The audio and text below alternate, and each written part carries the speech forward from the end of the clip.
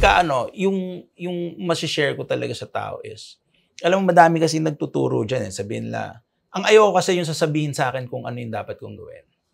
Right? So sabihin mo, pare, wala kang pera? Tangin na, benta ka na ito, tumbler. Okay to. Tapos pag linagyan mo ng mga pangalan na ganyan, di ba? Kikita kang pera.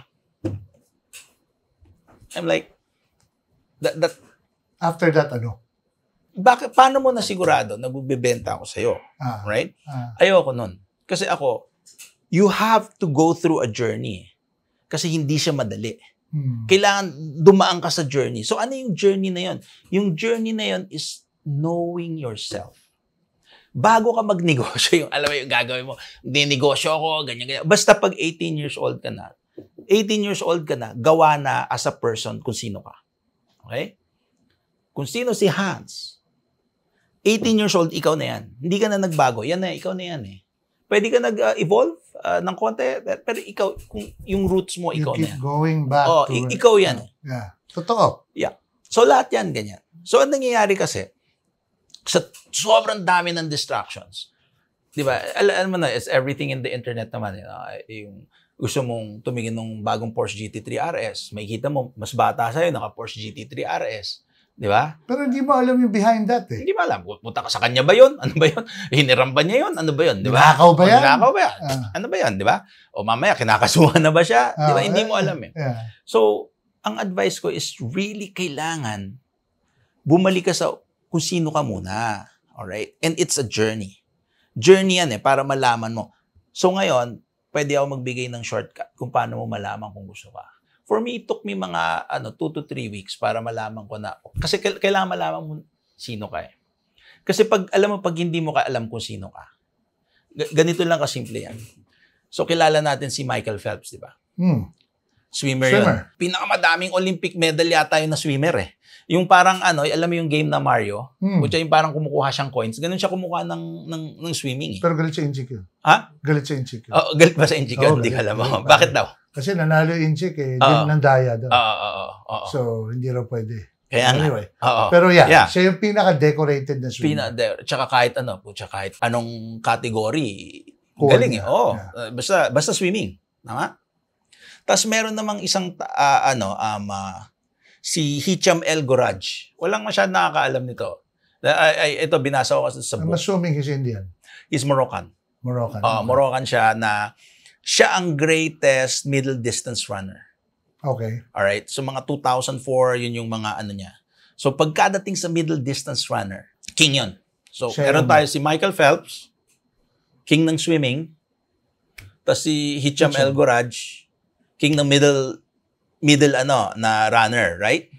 So ito ang interesting, bakit silang dalawa yung pinagkukumpara. Kasi si Michael Phelps, mga 6'2", 6'3" siya. Right? Matangkad na tao si Michael Phelps. Right? Si Hicham, nasa mga 5'6", 5'7" lang yata si Hicham, no? So pag tinignan mo, dalawa silang magkaibang sport na may kaibang tao, right? Pero meron silang body size na magkapareho. Isang 6'4", isang 5'7", meron silang isang body size na magkapareho. Heart? Hindi heart. Body size sa labas. Hindi rin tite. Yung mga taong pareho silang tite. Hindi siya tite. Right? Okay. Pareho sila ng legs. So yung size ng legs niya as a 5'7", yung length ng legs, si Michael Phelps tsaka si Goraj, pareho sila. Okay. So anong kinalaman nung sinasabi ko kanina? Ganito lang yan. Si Michael Phelps, since pareho sila ng legs, patatakbuhin ko ng middle distance, tapos mag-practice siya doble nung time na nagsiswimming siya. Ganon din si El Goraj. Doblehin din yung practice siya. Kasi yung practice ni Michael Phelps, malupit na yun. 365 days siya nasa tubig eh. Right? Never siya, hindi nawawala sa tubig. Pero doble mo pa. Tama. Right?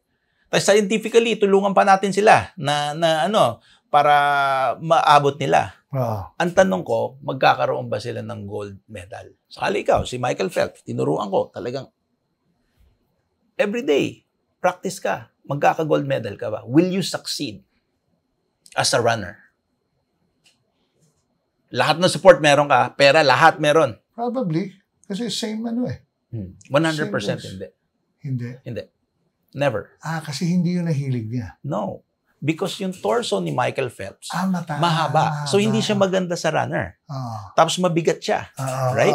Pero pag linagay mo siya sa swimming, of course, yung torso niya mahaba, ang haba ng kamay. So, nakakahatak ngayon. Ganun naman si El Guraj ngayon. Pag siswimmingin mo. Maikli. Oo. Yung asa 5'7", mahaba yung paa niya. Kaya siya nananalo sa pagtakbo. Di ba? Optimal. Oo. Yun yung alam mo yung strength mo, alam mo kung sino ka. Kasi kung hindi mo alam kung sino ka, baka ikaw si El Guraj na nagsiswimming. Tama. Hindi mo alam eh. Alam mo yun, nakinig ka sa nanay mo. Di ba? Dapat maging doktor ka. Maging doktor ka. Takot ka pala sa dugo. Takot ka pala sa dugo. Pero pinipilit mo. Hindi ka magiging magaling na doktor. Pwede ka maging doktor, pero hindi ka magiging magaling. Hindi nga makakaabot sa top 100 silang dalawa eh. Pagka linagay mo sa sarili nilang sport eh. Kaya may sinabi sila, di ba? Ang graveyard, ang pinakamayaman na lugar sa mundo. Kasi lahat ng dreams nandun. Yep. Na hindi na fulfill. Correct. So tama, bakit? Tama. So sa mga tao natin, lalo na yung mga nakikinig na viewers na ready hindi naman lahat pwedeng, alam mo yun, una wag magmadali. Tapos ang unang gawin, bago ka bigyan ng negosyo, or ano man mag-offer sa'yo ng kung ano-ano man, alamin mo muna kung sino ka. Alright. So paano mo malalaman kung sino ka? Madali lang yan. Alamin mo dapat kung sino by, yung first step, alamin mo muna kung dynamo ka o balance wheel. Okay? Yung dynamo and balance wheel is really old word. Bakit ganyan yung ano? Kasi si Napoleon Hill yung nag-isip nito yung laws of success to. Alam mo, sila Napoleon Hill, ang dami nila yung mga 1800s, sila, yung mga Rockefeller, sa Carnegie, di ba? Pag nakita mo lahat yung mga yan, yung mga, lalo na yung naggumawa ng book, hanggang ngayon, applicable pa rin yan. Kasi basic. Lahat ng sinasabi nila is the same. Sila Tony Robbins, sila Robert Kiyosaki, sila MJ DeMarco, based lahat yan doon kasi yun yung basic eh. There's no way around it. Isa lang ang rule talaga eh. Isa lang talaga yung rule. Wala nang ibang rule. Kahit sinong sabihin mo na mayaman, from Donald Trump, Jeff Bezos, yung dito, sila, yung mga yung mga na-interview mo, isa lang yan eh. And yung pinaka-basic is alam nila kung sino sila, tas alam nila kung anong strength nila. Parang si Michael Phelps, alam nga naman mag-practice ka ng swimming, tas lalabang ka palang boxing, di knock-out ka. Nag-gets mo? Kaya ang daming nagpupunta ng college, pagdating mo ang layo nung course nila dun sa pinag-aralan nila. Sa skills nila. Correct. Kasi kailangan, after high school, medyo mag-ano ka ng konti. Bigyan mo yung sarili mo ng konting oras, which is to know yourself. Find yourself. Find yourself. So how do you find yourself? So may mga steps yan. No? Tapos may mga books din ako may re-recommend. May bibigay din tayo sa viewers mo ng mga books later. Kailangan alam mo muna kung dynamo o balance wheel ka. So kay Napoleon Hill, yung laws of success, ang ibig sabihin ng dynamo is basically an extrovert. Tapos yung balance wheel is an introvert. So una-una yung dapat alam mo, extrovert ka ba o introvert ka? So basically ikaw, extrovert ka kasi gusto mo may pag-usap sa tao, nagpa-podcast ka, di ba? Hindi ka introvert. Right? So, mga taong ganyan, hindi rin nila alam. Kaya, yung mga introvert will do extrovert job, then they will be miserable. Kasi extrovert job yun, torture yun. Kaya para malaman mo kung introvert ka, extrovert lang, madali lang eh. Pumunta ka sa party, umuwi ka sa bahay. Pag uwi mo sa bahay, napagod ka ba? Pag napagod ka, tangina introvert ka. Pag uwi mo sa bahay, energized ka, pucha, hanap, dami ko nakausap. Nakausap ko si ito, nakalala siya ito, hindi ko siya, pap. Di extrovert ka. Doon muna, yun yung first step. Pero tanda mo, hindi porket extrovert ka, ikaw yung magkakapera. Hindi porket introvert ka, ikaw yung magkakapera. Hindi. Yung combination yan. Kaya nga pag tinignan mo si Apple, Steve Jobs, saka Steve Wozniak, kailan ba nakita mo nagsasalita si Steve Wozniak? Na si Steve Wozniak. Alam ba, Apple is siya. Wala po siya. Pag kinausap mo Steve Wozniak. Maboboard ka. Tsaka kasi introvert siya. But he is doing pag wala si Steve Wozniak, wala rin naman Steve Jobs eh. Wala si Steve Jobs, wala si Steve Wozniak. 50-50 siya eh. So, importante, alamin mo kung sino ka. Pagkatapos mo maalam kung sino ka, doon ka gagawa ng team. Extrovert ako. Ako na bahala dito. Ako nakakausap sa ganito. Ako gagawa. Ako mangangako. Ako lahat. Suporta kayo. Oo. Suporta kayo. Basta, pagkadating sa ganito, kaya. Kasi ang mangyayari, pagka ang introvert, pinagawa mo ng extrovert jobs, they'll be miserable. Oh. Ang extrovert, pinagawa mo ng introvert jobs, magnanakaw yan. Kasi boring eh. Predictable masyado yung ginagawa mo eh. Kailangan, alam yung sarili mo. So, hindi ko sabihin na, ganito dapat ang negosyo nyo ha, kasi wala naman ako agenda. Hindi ko kailangan ng kahit anong marketing sa negosyo ko kasi word of mouth kami, tsaka Japanese kami. Meron kaming mga Japanese na clients na that we're good. Kumbaga, yun na yun. Just delivery na lang kami, di ba? Na kung ano yung gagawin namin. Right? But, ito kasi yung mahirap dyan eh. Madali siya sabihin, hindi, dapat kilala mo yung sarili mo. Pero para kilalanin yung sarili mo, kailangan tanggalin mo lahat ng pride eh. Kasi ikaw na lang kausap mo. Wala ka na kausap mo. Ikaw na lang kausap mo. Yung sarili mo. Yung talagang, buksan mo bank account mo. Di ba? O, magkano nakalagay sa bank account mo? 10,000 ba yan? 10 million ba yan? 10 pesos ba yan? Doesn't matter. Okay? Yan ka. Oh, yan ka eh. Okay, no matter. Okay. Pag nagkasakit ka today, mababayaran mo ba? Mababayaran mo ba? Ano ka ba? Matutuloy mo pa ba yung ano mo, yung lifestyle mo? 'Di ba? Do you have enough? 'Di ba? Tingnan mo yung paligid mo. Sino yung 5 to 10 people around you? Mas successful ba sila sa'yo? Yung mga ganun kasi, pag tinanong mo sarili mo, gusto mong magsinungaling eh. Di ba? Gusto mo na sabihin na, hindi, tsaka ano, di ba? Kasi once nakilala mo yung sarili mo, iintindihin mo na ano yung controllables mo tsaka uncontrollables mo. Ano yung kaya mong kontrolin. Di ba? Katulad si Kibuloy, nakulong. Ano ang pakialam mo dun? As a news, it's entertaining, but you don't have to... It doesn't affect you. It doesn't affect you. Hindi mo kailangan hindi mo kailangan mag-comment or anything. You're wasting your time. You're getting distracted. And that's what they want. You get distracted. If you get distracted, hindi mo makukuha yung gusto mo. Kasi tandaan mo may kasabihan. Ito yung favorite ko na kasabihan. You can have anything you want. Kahit anong gusto mo makuha mo. But you cannot have everything you want. Okay? Hindi mo makukuha lahat. Nagets mo? So, ibig sabihin, gusto ko marami akong oras. Pero ayoko magtrabaho. Okay, di pulubi ka. Pero nakuha mo. Kasi you have anything you want. Yeah. Yes. So, yung work-life balance, sabihin na natin, gusto ko maganda yung ano ko sa pamilya. Itaas ko yung pamilya ko. Okay. Pero makawalan ka ng oras. But it's okay. Kasi, ang pinag-uusapan natin yung trajectory mo eh. Habang bata ka, baguhin mo ng konti. Kung ito yung earth, di ba? Ito yung trajectory mo. Pag bata ka, baguhin ko lang ng konti. Hindi natatama yan eh. Yung tamang belief system lang ilalagay ko sa'yo. Yes. Gaganyan na yan. Yes. Pero kung yan. Yes. Tapos kung matanda ka, palapit siya ng palapit, tapos nandito ka na, dito ka mag-adjust. Drastic. May nakakagawa nun. Eh, like I said, kung katulad ko na may mangyayari sa yung ganon, na talagang, alam mo yun, na nauuwi ka ng bahay, nakikita mo, aalis ako ulit eh. Kasi sabi ko, tanga, kulang pa yung gusto ko talaga yung mga doktor pupunta sa bahay. Ayoko na pumupunta kami sa doktor, pipila ako. Alam mo yun? Kailangan maintindihan. Hindi lang tungkol sa Filipino or everything. It's like Japanese, Chinese, everybody who nawawala, which is like most of the people, right? Kasi hindi nila alam kung sino sila. And this is worldwide. Yeah. Yeah, it's not about Filipino. Hindi ako niniwala tama na. Alam mo, like for example, yung kanina, ang controllables, di ba? Yung belief system, very important. Kasi ganito yan eh. Once na sinabi mo na pangit ang Pilipinas, na wala ka namang magagawa para ayusin yung solusyon, ulul ka. Kasi brand equity mo yan eh. kahit kailan, never ko so yung mga Japanese, di ba? Hard sell, kumuha ng investment sa Pilipinas. Kasi ano sasabihin? Traffic dyan, corrupt dyan, ganito dyan, ganyan dyan. Di ba? Kung ano sabihin. Lolokohin ka lang. Oh, lokohin ka lang. Di ba? Ito lang sabihin ko sa mga Japan, Hong Kong, Singapore, lahat. Yung may mga train, di ba? Wow, ang ganda dito. May train. Yung gumaganon. Train dito. Train kami. Di ba? Yung mga ganon. Wow, ganda sa Japan. Everything is so clean. Yes. Maganda talaga. Ay, ako, Japanese ako. Puta, mahal na mahal ko Japan. Pareho yan eh.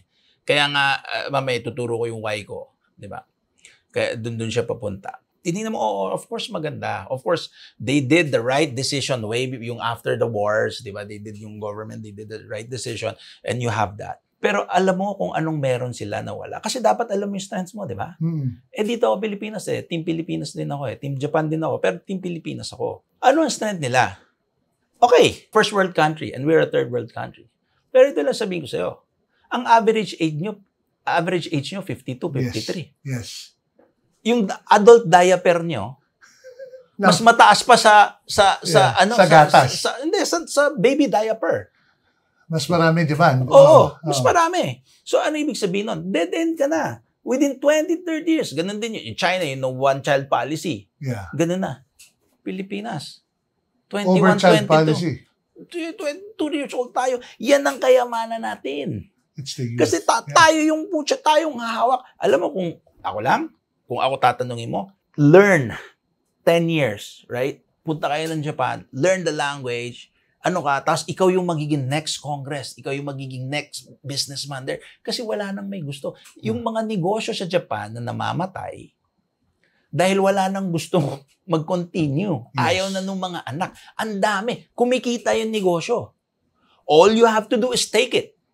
Yun ang problema ng Japan. Mga bahay, ang mura. Yung mga malalaking bahay. May bahay nga, may 1 million, 2 million pesos eh.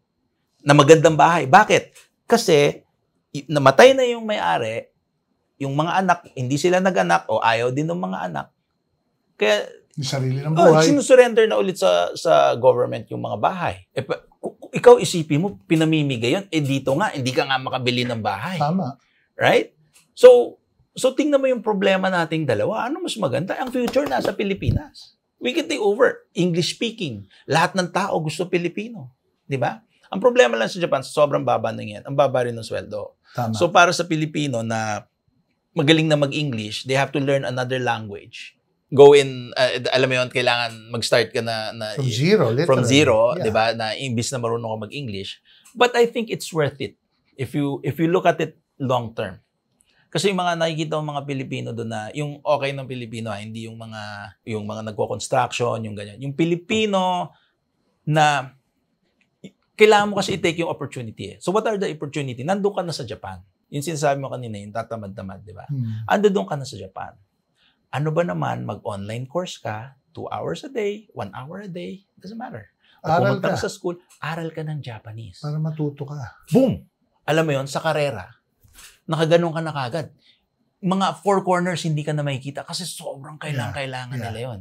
Yeah. Right? Pero ikaw, sarap dito. Train, sakto lang sweldo. Okay kami, may insurance kami dito. Ganyan. Kung ganyan ka lang, it's not bad. Basta, galingan mo yung trabaho mo kasi good worker ka. Which is not bad. Pero ang gandong ka na lang. Ang gandong ka na lang. Pero ang sinasabi ko nga, pag gusto mo, sige, gusto mo yung lifestyle. Kasi pag nalata mo, never ako nagsasabi kung anong dapat negosyo mo gawin. It's all about you. Kasi ikaw yan eh. Walang pwedeng magsabi sa iyo kung ano yung dapat dahil ikaw yan eh. You are unique. Ikaw yan eh. Culturally, iba yung background mo. Tiga saan ka ba? Tiga Pampanga ka ba? Tiga Bicol ka ba? Ako tiga LA, Legazpi, Albay. Tsaka so, alam mo yon. So, mahirap siya parang one formula na it's not a one size fits all. Oo, nasabi ko, ito magandang negosyo ngayon, yung mga ganun. Benta ka ng ganito. Ganito. Ito yung libro ko, putya, bili mo. Parang wala akong agenda eh. I don't need anything. I just want to share and I want to thank everybody kasi kundi sa Pilipinas, hindi dito sa Japan, wala rin naman ako eh. But I stayed in my roots. Hindi ko talaga inisip. Hanggang ngayon, di ba? Alam mo yung mga pogos, di ba? Alam mo yung pogo, putya, grabe, ang daming kumikita ng pogo. Grabe yung pera niyan, pare. Oo, tsaka lumalapit din. Kasi, pogo, we want to do something, ganyan. Pero hindi ko siya itatouch talaga eh. Alam mo kung bakit? Hindi ako Chinese. Hindi ko alam yung kultura eh. And once na hindi mo alam yung kultura, malaking bagay yun. Tama. Pilipino nga ako, pumunta nga ako dito, naubos pera ko, putya, Marunong, ang galing-galing ko pa magtagalog. So alam mo yun, kailangan... Yun yung sinasabi nilang stay in your lane. Stay in your lane and work on your strengths. Yeah. Ano lang yan? Obese ka. Workout ka ng 1 taon. You're better than 90%. Yes. 90% of the people na basta araw-araw. Matamad. Yeah.